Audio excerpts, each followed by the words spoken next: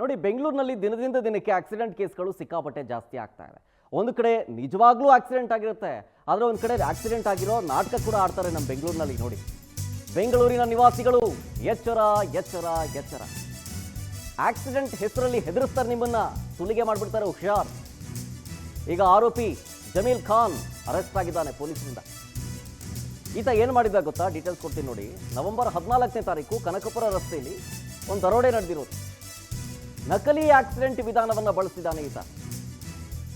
1 ಲಕ್ಷ ರೂಪಾಯಿ ವಸೂಲಿ ಮಾಡಿದ್ದಾನೆ. ಹಿಂಬದಿಯಿಂದ ಬಂದು ಕಾರ್ಗೆ ಟಚ್ ಮಾಡಿ ಡ್ರಾಮಾ ಮಾಡಿರೋದು.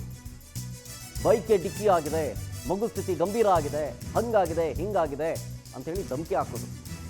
ಇಲ್ಲ, ನೀವು ದುಡ್ಡು ಕೊಡಲೇಬೇಕು ಹೀಗಂತೇಳಿ ಹಂತ ಹಂತವಾಗಿ ಅವರ ಹತ್ರ ವಸೂಲಿ ಮಾಡೋಕ್ಕೆ ಶುರು ಮಾಡ್ತಾನೆ. ದೂರು ಕೊಡೋದಕ್ಕೆ ಹೋದಾಗಲೂ ಕೂಡ ಇದೇ ರೀತಿ ಮತ್ತೆ ನಾಟಕ ಮಾಡ್ತಾನೆ.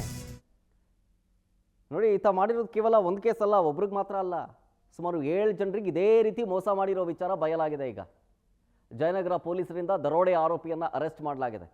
ನೋಡಿ, ಸುಮ್ಮನೆ ಹೋಗಬೇಕಾದ್ರೆ ಸುಮ್ಮನೆ ಗಲಾಟೆ ಮಾಡ್ತಾರೆ. ನೋಡಿ, ಟಚ್ ಆಯಿತು, ಹಿಂಗಾಯಿತು ಹಂಗಾಯಿತು ಅಂತ. ಕೆಲವೊಂದು ಕಡೆ ನಿಜವಾಗ್ಲೂ ಆಗಿರುತ್ತೆ ಆಕ್ಸಿಡೆಂಟು. ಇನ್ನು ಕೆಲವು ಕಡೆ ಈ ರೀತಿಯಾಗಿ ವಸೂಲಿ ಮಾಡೋರೇ ಜಾಸ್ತಿ ಆಗಿಬಿಟ್ಟಿದ್ದಾರೆ. ಒಂದು ಸಣ್ಣ ಟಚ್ ಆದರೆ ಸಾಕು, ಓಕೆ ದೊಡ್ಡ ಪಾರ್ಟಿ, ದುಡ್ಡು ಕೀಳೋಣ ಅಂಥೇಳಿ ಕಾಯ್ತಾ ಕೂತಿರ್ತಾರೆ. ಅಂಥವ್ರ ಸಂಖ್ಯೆನೇ ಬೆಂಗಳೂರಿನಲ್ಲಿ ಹೆಚ್ಚಾಗ್ಬಿಟ್ಟಿದೆ. ಹಾಗಾಗಿ ಹುಷಾರಾಗಿರಬೇಕು.